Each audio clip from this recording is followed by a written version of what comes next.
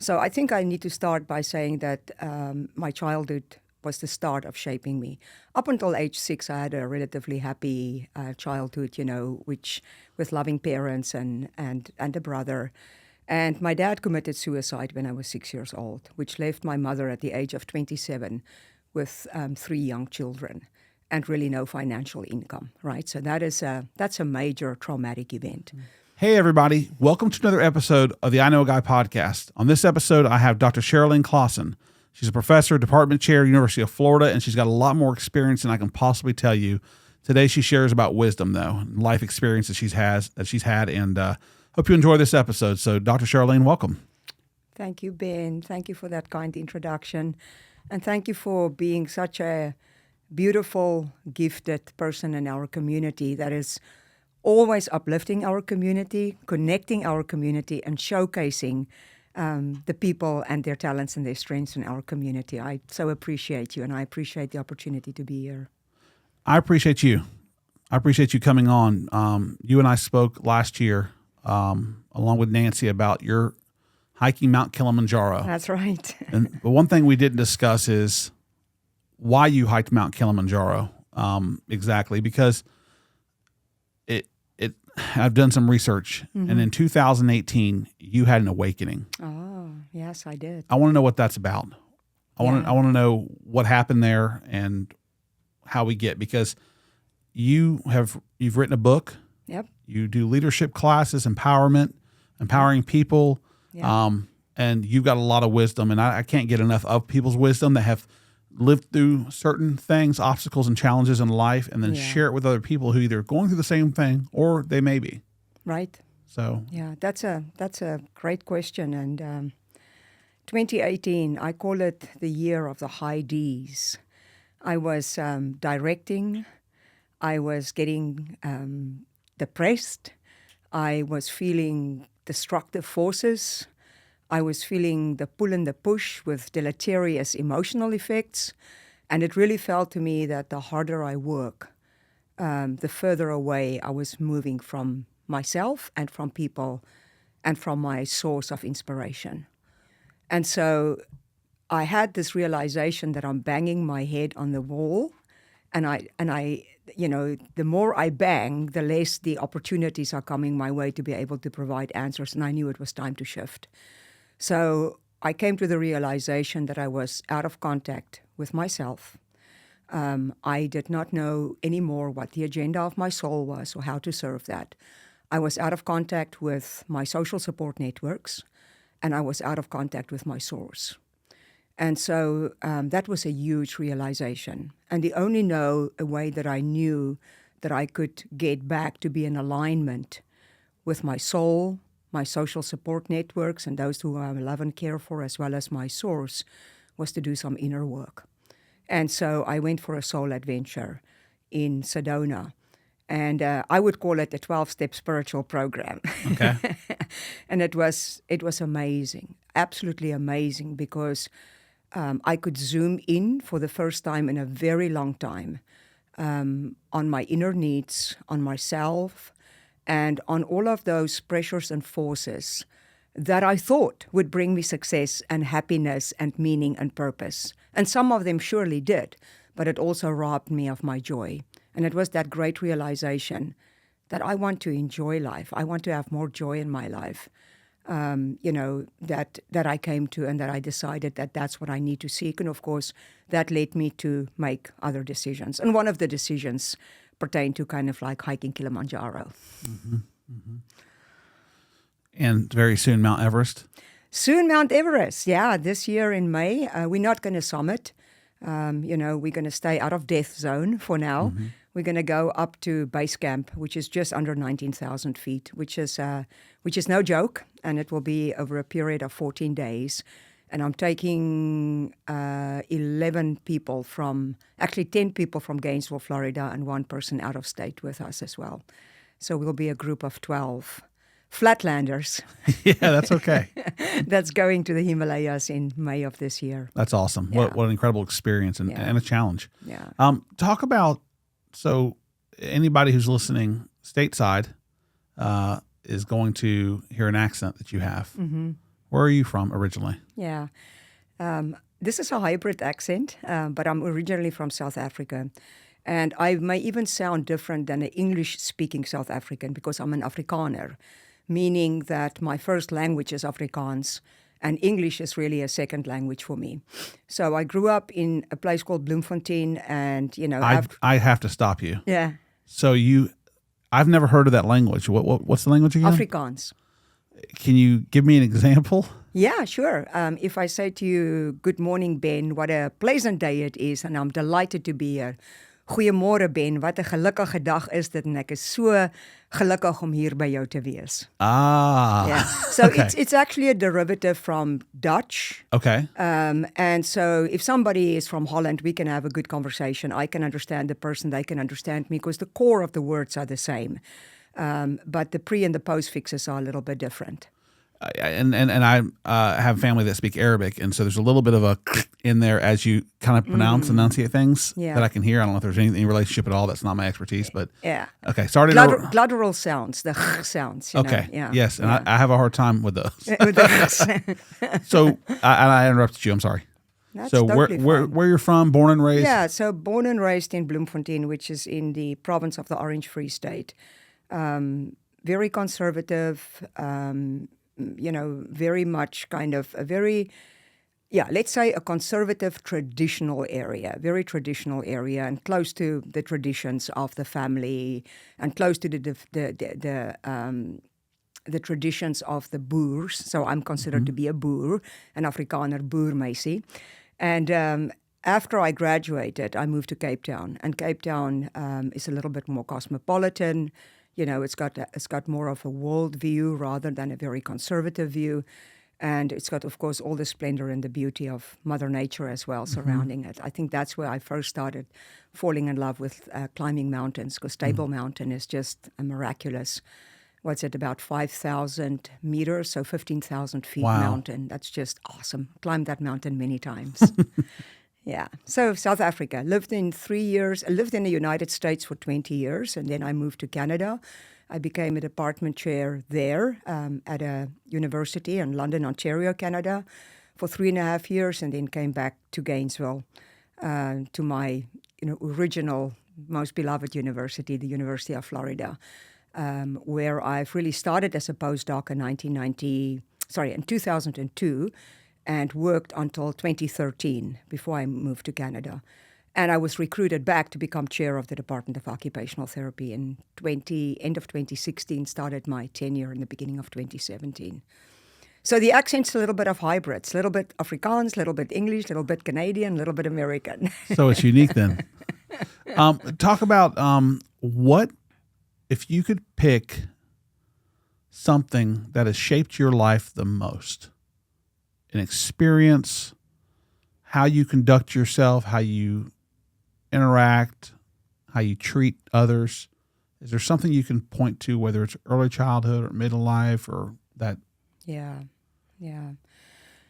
The reason I'm going there is because you're a very interesting individual. You have a lot to share, and I like to dive in deeper and try to figure out, where does that come from? Because for me, I was shaped, I think, by experiences when I was very young. Sure. Whether they were service related, I was in scouting and we did service projects. That's all I knew was service. Whether it's kindness, my mom and dad didn't want us being mean to people. So I know that those are some early type things that have shaped me. Later in life, here I've kind of, as I've gotten older, sit back a little more and don't get as on edge about things, but I've had some life experiences that I've kind of just realized it's not that big of a deal. There's worse things out there that can happen, And so I'm interested to kind of understand that from you. Yeah. So let me think how I can best answer that question in a concise but also in a clear manner. So I think I need to start by saying that my childhood was the start of shaping me. Up until age 6, I had a relatively happy childhood, which with loving parents and a brother. And my dad committed suicide when I was 6 years old, which left my mother at the age of 27 with 3 young children and really no financial income, right? So that's a major traumatic event. And my mom did the best that she could given what she had. And she took on 2 jobs and later on 3 jobs. And I felt that raising the children became an obligation of mine. And, certainly that shaped me. And the choices that were made by the adults in our family were not always cogent choices. So let's just say I've had my fair share of pathology in my upbringing. And by the grace of God, I have used each one of those opportunities to say, this is exactly what I don't want to have in my life. This is exactly, I took all of the negative situations, or most of them that I could, and said, I don't want that. How can I change that into a positive outcome? And so that was almost on a subconscious level, my demeanor from very young onwards. At age 10, I read the book by Dr. Norman Vincent Peale, The Power of Positive Thinking. And that was the first book, I think, that has totally changed my life, because for the first time I realized that if we take charge of our thinking and we start putting energy into what we think and what we want the outcome to be, then we can actually manifest that. And so, of course, I couldn't change my life circumstances, but I could change small events in my life. And I started seeing proactive movements as a result from that. A next factor that totally shaped my life was when I immigrated to the United States of America, totally by myself, women alone. I didn't even have my suitcases when I got here, because they said that I was supposed to go to Birmingham, Alabama, and the airline shipped it to Birmingham, England. So I had nothing when I got here. But that incredible realization of how huge this world is and how significant you really are as a human being, right? And then also trying to make sure that I live my life in such a way that I could derive meaning and purpose out of my everyday life. And there's other events that shaped me as well. I think the biggest event after that was really my awakening in 2018, when my mother died, and having to do a lot of inner healing pertaining to forgiveness, pertaining to surrendering, and pertaining to love.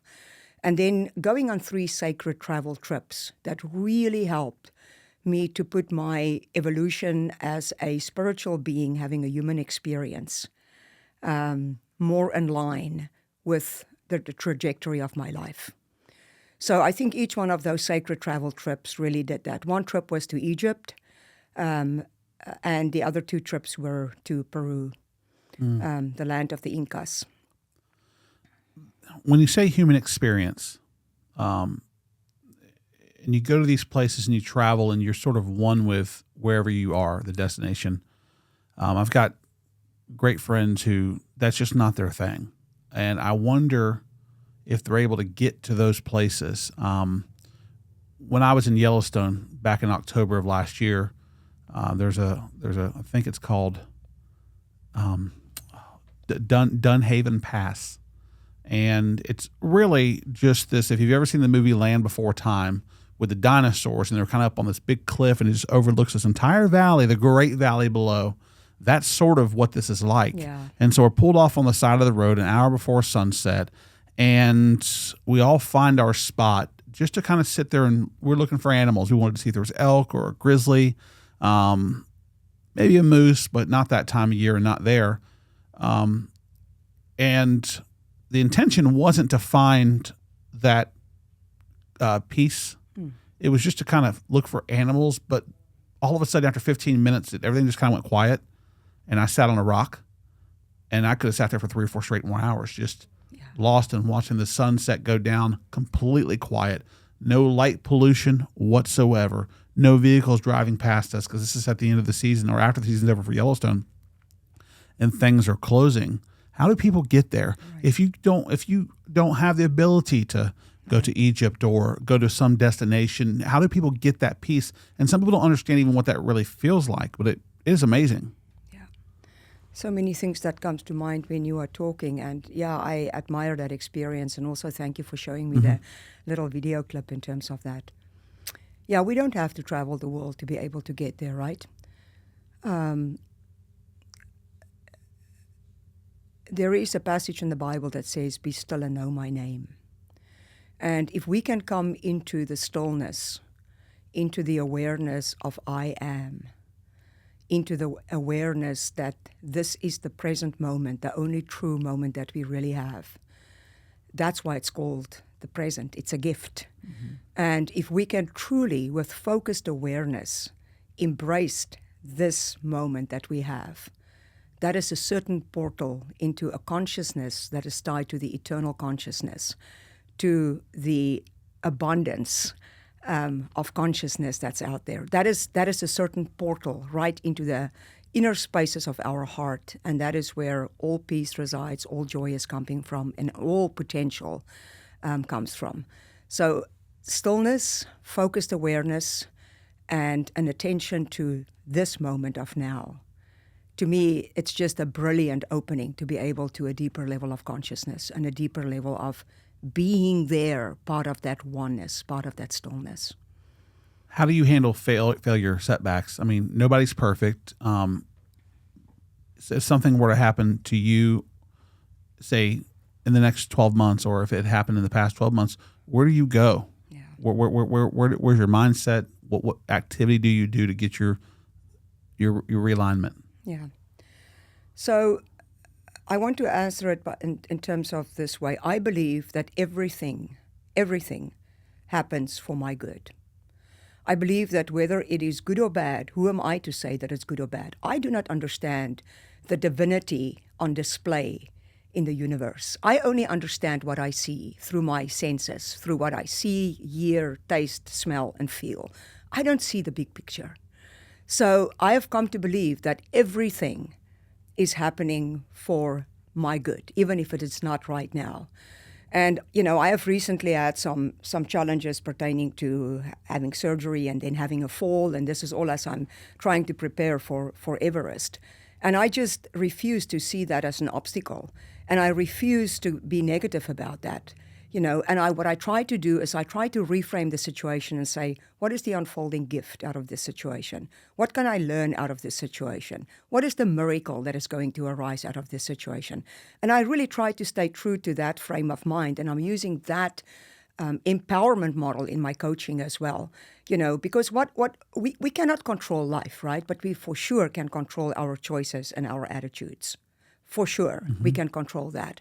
And so one of the ways to do that is to look at what is supposedly considered bad or negative or a big challenge or a setback and go, who am I to say it is good or bad? There's the fable of the Tibetan farmer who had this stallion. And so the stallion was kind of a purebred. And he earned the farmer a lot of money because he won in all of the competitions. And so the villagers came up to the farmer and said, man, you are so lucky to have this stallion. It's awesome. Wish we could have a stallion that's this purebred. And the farmer said, who am I to say if this is good or bad? And then the stallion ran away. And the farmer lost the stallion. And the villagers came up and said, oh, this is terrible. How unfortunate, you lost your stallion. And the Tibetan farmer looked at them and said, who am I to say that this is good or bad? And a few weeks later, the stallion actually came back and brought 10 mares with him.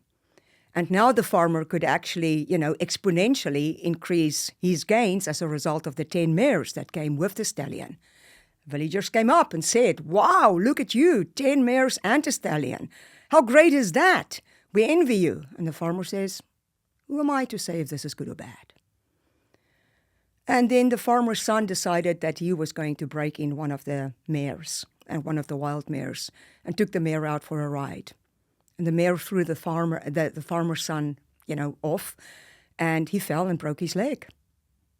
Incapacitated. The villagers came up and said, oh, how terrible is that?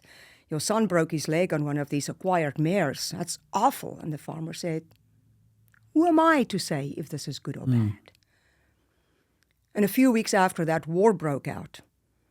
And so the officials came and they enlisted all of the sons in the village, all of the adult sons, into the war. But of course, the farmer's son couldn't go because he had a broken leg. And by that time, the villagers decided, we're not even going to comment because they know what the answer was going to be. And if we can just pause and sit and think and maybe come back to that mantra, who am I to know if this is good or bad, and believe that everything is working for our own good, I think we will have a happier world with happier people. I've never heard that story before. Thank you for sharing. Sure. How does one balance a busy life? Everything is just go, go, go, faster, more. We need faster internet so we can, get more done. You've got your phones on your hip so you can answer calls right away. How does someone balance that? Because I get a feeling that society is trying to find a way to do what we're talking about today, is find that peace, find that purpose, and instead of this every single day, like there's a movie called Groundhog Day. Yeah. And everything happens. It's always just going through the motions with no purpose. Right. What are your thoughts on that? Yeah. So I think that's a brilliant question, Ben. And I think that for me, the way that I would like to answer that is to say that I try my best to be living according to my values. And I wear the Peruvian chacana, which is this cross, and it is a three-dimensional cross with the four corners. And there's a lot of symbolism embedded in here. But as part of my sacred travel, I've adopted this cross to be able to reflect my four core or uber values. And each one of them is linked into the four corners of the cross. My first one is wellness. My second one is wisdom. My third one is wonder, and my fourth one is wealth. And it's not necessarily in that priority because it fluctuates. But so those are my four uber values, and I live my life according to that. So if I need to make a decision, I make the decision in terms of how will this enhance, promote, or enrich my wellness, my wisdom, my wonder, or my wealth. And that gives me a framework to be able to be not feeling bad or guilty or ashamed when I say, no, I can't. So the decisions that I make in my life stay within that framework. And then there's, of course, just healthy life habits as well, right? The musts that I have. I must have a stable home life. I must have, a very aesthetically nice place to be able to live in. I must sleep 8 hours a night. I must drink 6 bottles of water a day. Those are the things that I don't compromise. I feel like if I stay true to that, and also a spiritual practice, and highly, highly, highly, highly recommend that every person needs to have a spiritual practice. With that, I don't necessarily mean a religious practice. I just mean a place and a space where you can come within and where you can connect with the deeper meaning in life. And so my spiritual practice is a cornerstone of my life. And I feel like if I do that first thing in the morning, I can set the intention for the rest of the day. And things just flow better. It's almost that I'm opening myself up for life to flow in me, through me, and for me. And also for now, hopefully, more my community, not just my university and the work that I do there, but as I'm transitioning, into a different part of my upcoming life, also to be of more benefit to my community. Did I answer your question? I think you did. Okay. You did. How do you deal with people there are people out there that are toxic? Now, maybe they have burdens and struggles that one day they won't be as toxic, I hope, because I know some people. Yeah. How do you deal with that? And just people that you may come across that are in circles that you can't necessarily avoid. Right. How do you deal with that? Yeah. Yeah, they are certainly there. And so the first thing that I try to do is I try not to judge. We are all on different trajectories in our lives. And yet we are all spiritual beings having a human experience, even if some of us have not yet realized that. So I'm trying not to judge, and I'm trying not to be condescending or demeaning or derogative or negative, or throw the baby with the bathwater out in terms of the person. However, if the toxicity is of such that it is totally not conducive to my values and my beliefs, I will protect my own energy by isolating myself from that person or the people or the group that is affecting me in such a way. If it is something where I cannot basically walk away from, that happens in the workplace, right? It happens in family circles. It happens, around conference tables and boardrooms and so forth.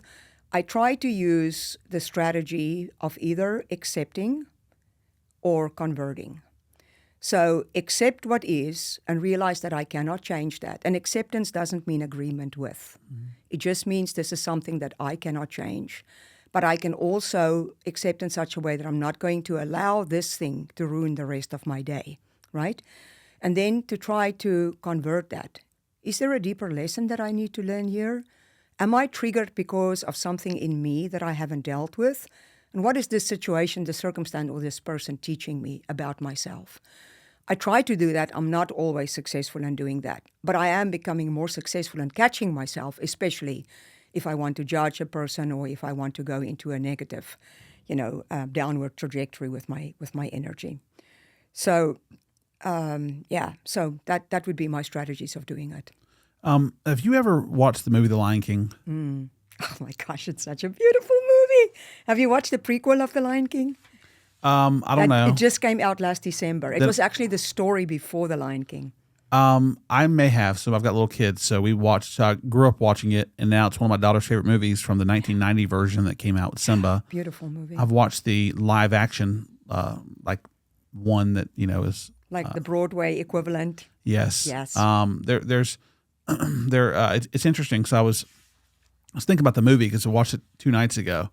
And I just looked up what does that movie symbolize? I know what it kind of says to me, and it says this, that the Lion King symbolizes leadership, responsibility, and natural order, with Simba representing the rightful heir to the throne, while his uncle Scar embodies evil, greed, and the disruption of that natural order. The story essentially depicts the coming of age journey where Simba must confront his past, accept his responsibility, and restore balance to the pride lands, often interpreted as a metaphor for overcoming personal challenges and fulfilling one's destiny. So beautiful, right? I think it's a powerful movie. And it's interesting because a lot of kids watch it. Yeah. And Simba deals with his father dying in the beginning. He sees evil. He has guilt. He leaves. Yeah. He deals with a lack of confidence when he meets back with his friend. Yeah. In the wilderness while he's out with Pumbaa and the others. And then, Rafiki, she sort of gives him the confidence to come back and take your rightful. And the reason I mentioned that scene hits me, and I can't help that when I see it, what comes to my mind is when you talk about the moment the sun rises in Mount Kilimanjaro and the feeling of being so insignificant in such a huge universe of what's out there. Right. The scene, for me, since we had that podcast a year and a half ago, has made me think about that moment and where we are in this order in life. Right. What are your thoughts on that? Oh, I think it's amazing, and I think it's amazing that you actually, checked out the symbolism, and it's spot on. It's absolutely spot on. I agree with everything that you've said, and I think that this is a nice way to be able to reflect on the true meaning of the movie. And if I may, I'm going to circumvent your question a little bit by going to the prequel. I'm going to talk about Simba's father, Mufasa. Yes. And so Mufasa had a whole story of his own as well, and he was actually not from a royal lineage. And so Scar was. It was Scar's mother and father that adopted Mufasa when his parents died. But when Mufasa was stepping into the kingdom, and he looked at all the animals that came together, and he was going to the rock. What did they call that rock? It had a special name, the rock. It will come to me. But anyways, he looked at that rock, and all of the animals were standing there. And Mufasa said to Rafiki, I can't do this. I have no royal blood in me. I can't do this. I am not a king. And Rafiki said to him, Mufasa, it is not where you come from. It is where you're going to. It is not who you were. It is who you are and who you are becoming. And Mufasa stepped into that kingdom and all the animals part, and he went to the rock to be able to claim his position as king. And just talking about that, I'm just, a little bit of goosebumps here because that was the symbolism of the prequel that just incredibly stood out to me. Sometimes we are so embedded in our old stories, and we are so much more than our old stories. We are unique, gifted, talented, incredibly loving human beings. That's our essence. That's who we are. That's our blueprint. And so to be able to realize that and to be able to shift, to reframe, not from who I was and what my circumstances made me out to be, but what is the life that I want to paint on this beautiful empty canvas? And how can I be an active agent in deciding, how I can portray or build the best and the most beautiful life that I want to be? Not who I was. Yeah, that's part of my story. But it is who I am and who am I becoming. I think that really has got the potency of the message. That's where the creative energies are. That's Pride Rock. Pride Rock. That's right. Exactly right. Yes. Yes. Well, I get goosebumps when I watch the movie toward the end and he comes back and takes over. Since we've talked, it had not been that long before you had hiked Mount Kilimanjaro. You reflect on that trip much? Do you think about that adventure often? Yeah. I actually, I used that experience to talk to our students, our third-year students, to talk to them about leadership and about the fact that leadership is not a noun, it's a verb, and that there's so many aspects of leadership. And Mount Kilimanjaro taught me so many aspects of what leadership really is. Leadership in action, the verb leadership, right? To be of service to yourself and to your community, to lift other people up, to be inspirational, to share stories and to have a listening ear, to open up your heart, to help the folks that's in need, to strive for a bag, B-H-A-G, a big, hairy, audacious goal, and to do that with like-minded people, to surround yourself by the best and the brightest, the guides, the associate guides, the porters, right? To learn from everyday experiences, to be in the moment, to breathe, to be present, and to enjoy and to explore all that life has to give us. I mean, there's so many potent leadership lessons out of Kilimanjaro, and that's actually why I want to do the remaining 6 summits, and that's why I'm doing Everest in May, right? So as I mentioned when we opened up, we're not going to summit, but I am going to set my feet on Everest. We're going to go up all the way to the Kumba Ice Falls, So, and then of course after that, I want to do some of the other highest peaks as well. I'm so sorry. What does that hike look like? Because people go, base camp. Does that mean you got off the tour bus or the bus and you're right there? Or you have to hike to the base camp? Yeah, it's a 12-day hike to base camp. What elevation is that? The base camp is just under 19,000 feet. Yeah. So you start at probably about, when you fly into Kathmandu, that's probably about 3,000 feet. Don't hold me to the exact footage, but it's about that. Then you fly from Kathmandu to Lukla, which is the start of the base camp expedition or the trek. And Lukla is about another 2,500 feet higher. So you start at about 5,000 feet. And then the trek is up to 19,000 feet. Yeah. That's intense. Yeah. I know there's the spiritual part of it. I know there's those emotions and those feelings. I can't help but think about when I was in Breckenridge, Colorado at 12,000 feet in a vehicle and then getting a headache the next day from altitude. I mean, you're going to deal with that, right? Right. It's not all easy. It's not, it's, how do you get headaches from altitude, or have you done enough hiking that you're good with that? How does that work for you? Yeah. Acquired mountain sickness is real, and it is a phenomena that you need to deal with. So, of course, the training helps, but, everybody's body will react different once we are in that level of altitude. So there's many preventative steps that we can take. One of that, for sure, is to use a preventative medication to delay the onset of that or to mitigate the onset of that. Other strategies are having really slow ascents, not to do any rapid ascents. And so that's why we are doing it over 12 days. Another strategy is to hike high and to sleep low. In that way, the physiology in your body is of such that you will produce more red blood cells if you hike high and sleep low. If you produce more red blood cells, you've got more capacity to carry oxygen because your hemoglobin counts increase as well. So that's another strategy. Another very important strategy is self-care, to make sure that you sleep adequately, take enough water in, drink before you're thirsty, eat before you're hungry, and stay hydrated. Absolutely incredibly important on the mountain, to stay hydrated. And you say hike, go high, hike low. That means you go up and back down. How far would you hike? How far would you hike up before you go back down where you came from? Is that right? Yeah. So, so it really depends. So there are times that you would hike up to 1,000 feet higher and then come back and sleep 1,000 feet lower. And people don't really necessarily like that because it kind of like looks like you're taking one step forward and three step backs. But it helps with the success of summiting or of reaching, your end destination.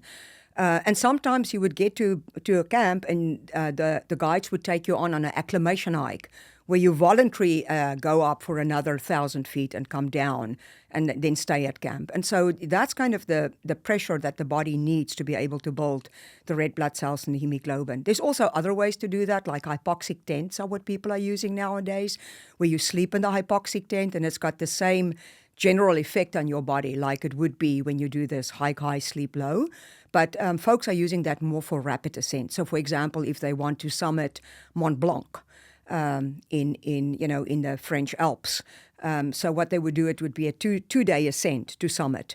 And so if you come from a place like Florida and you fly into Chamonix in France and you need to, summit, and you've got basically a weekend that you would do that because you need to get back, it's probably going to be conducive to use something like an hypoxic tent.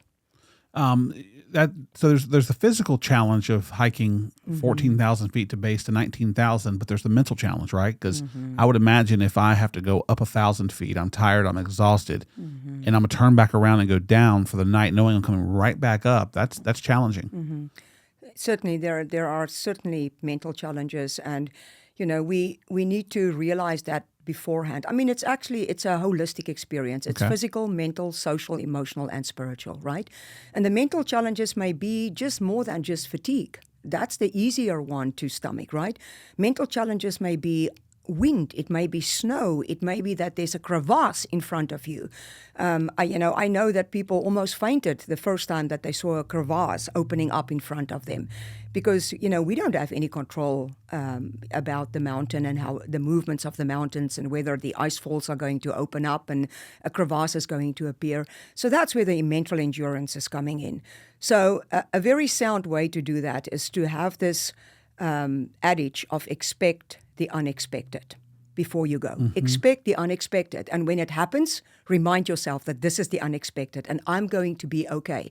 I mean, you're obviously going to go just about immediately into your fight, flight, fear, or freeze action, right? It's the primitive brain that's kicking in because your success, your safety is being potentially compromised, right? You feel that there's a threat.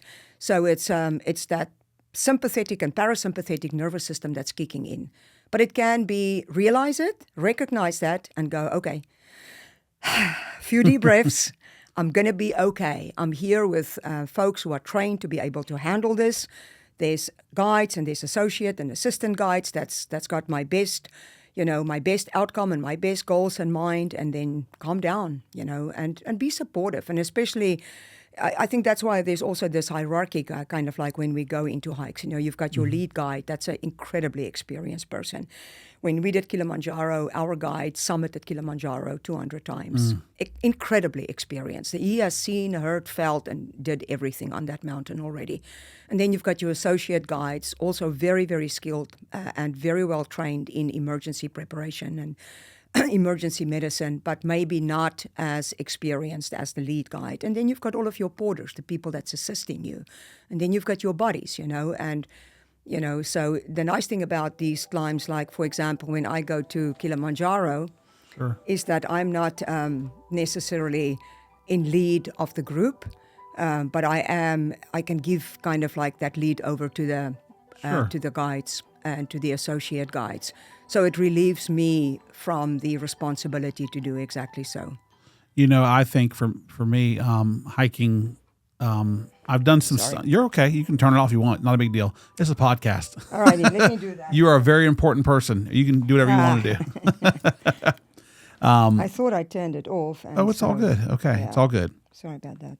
No worries at all. You can edit this out, right? No, we can't. It's a part of the human experience. We like it. It's not a big deal. I am interested to see how things go and hear the story when you finish Mount Everest. Would love to talk to you about that. I think it's incredible. I was going to ask you, in all the hiking of mountains that you've done and the different places you've traveled, have you actually faced a life or death type experience if not for yourself, that you've seen in front of you with around the world? Yeah, I think it was. I did. That was when we went to Costa Rica, and we went whitewater rafting on the River Tropicalis, and our raft flipped. Not only did it flip, it was actually pulled down into a whirlpool. And what happened was there used to be a huge rock in the river, and it was just a nuisance for the rafters. And so they removed the rock. And after that, they had a lot of rain. I mean, a lot of rain. And so because of the size of this boulder, it formed a whirlpool. And so when we came down the river, we could not bypass that whirlpool, and we were sucked right into the whirlpool. And we were thrown into all different kind of directions. And I actually went through the white waters, being slung from rock to rock to rock to rock, not just once. I came up for a breath, after the white waters stopped. And then the next rapid was right there. And I was pulled in underneath again and slung from rock to rock to rock to rock to rock.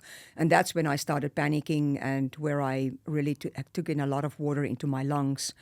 And I felt like I was drowning, and I actually had that flash of my life that is just gonna start flashing in front of my eyes. And I felt like I was losing consciousness. I felt like I was really, really in deep, deep trouble.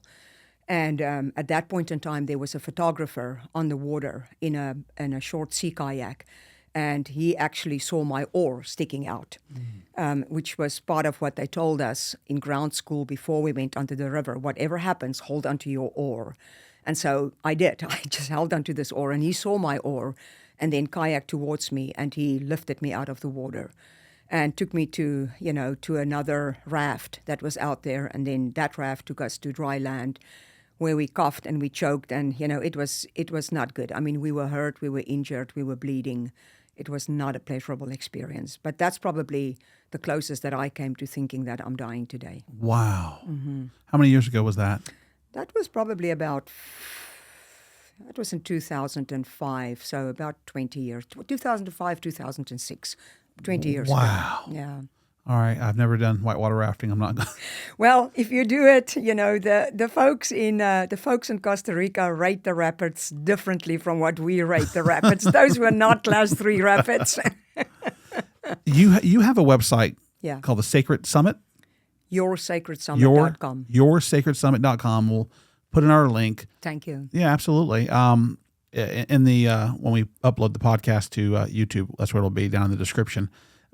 You talk about what your goals are. As you told me something a few weeks ago before we got in here today, of course, and it was something like just growing up in life, your earlier years, you learn, and as you get a little older and you get jobs and stuff, you earn, and then when you get older, you return. Yeah, talk about beautiful, Ben. Yeah, I'm kind of like, it's inspiring to me that you remember that. That's exactly right. I think that's kind of a nice metaphor for the stages of our life. For me, I can also say that it is, for the first stage of my life, it was kind of like figuring out what is my path. The next stage of my life was walking that path, right? The earning stage, walking that path. And now the third stage of my life is kind of like just having a lot of fun on that path and connecting path, passion, and purpose. And that's where I am right now. I'm right in that transitioning, connecting path, passion, and purpose. And so Sacred Summit is a way for me to do that. So Sacred Summit obviously come from my incredible experience that I found on Mount Kilimanjaro, on the summit, Uhuru Peak. But it is also a nice way for us to know that each one of us have a sacred summit. And it's different. For you, it may be your family and your 2 precious little goals, and maybe your business and what you do in the community and to flourish in that area. For somebody else, it may be, the sacred summit may be in the kitchen, or if they cook a delicious meal. It's different for all of us. But what it does symbolize is that each one of us, as I've said before, each one of us is a spiritual being having a human experience, and we can lead the life that we not only desire, but deserve, because it's our birthright. And if we connect mind, heart, and body, and if we bring into alignment passion, path, and purpose, we're going to lead that life. And my biggest next desire in life is to evoke that incredible desire in people and to let them know that they deserve that. And if I can be a conduit to be able to carry some of that forward and to help to evoke that within people through the empowerment programs that I'm doing, for example, I would feel so blessed, and I would feel that life is just magnificent living. I would feel very blessed. Yeah. Well, your contributions are not lost on me. You're an author, a teacher, a mentor, and you're offering so much wisdom here today, and through your coaching and your website that once again will be on our link so people can go to it and check it out. I've had the opportunity and really honor to speak with you several times, and it's always very warm, and I get something out of it. I invited a friend to come today, and he couldn't make it because I know he'd want to be here for this, but he's going to get to watch it. Thank you for what you share. Are there any thoughts that you have, any recommendations to people when it comes to starting their spiritual journey? Some people think, well, I don't really go to church, or I'm not reading the Bible or the Quran or whatever someone's religion is. What's your advice to them as we depart? To understand who you really are. You are, your pure essence is love, its purpose, its meaning, its joy, its satisfaction, its compassion, its giving, its empathy, its opening up. That's who we really are. All the other things are basically manufactured as a result of stresses and strains and the conditioned mind. And yes, we do need to deal with that because we are living in a 3D world. But remember who you truly are and live according to those belief systems of who you truly are, those principles. Dr. Sherrilene Classen, thank you so much for coming on again. Ben, it's always a delight talking to you. I always enjoy that. And you are really asking very reflective questions that always takes me to introspection. So thank you for having me, Ben. Yeah, of course. Thank you very much. Blessings to you. Thank you.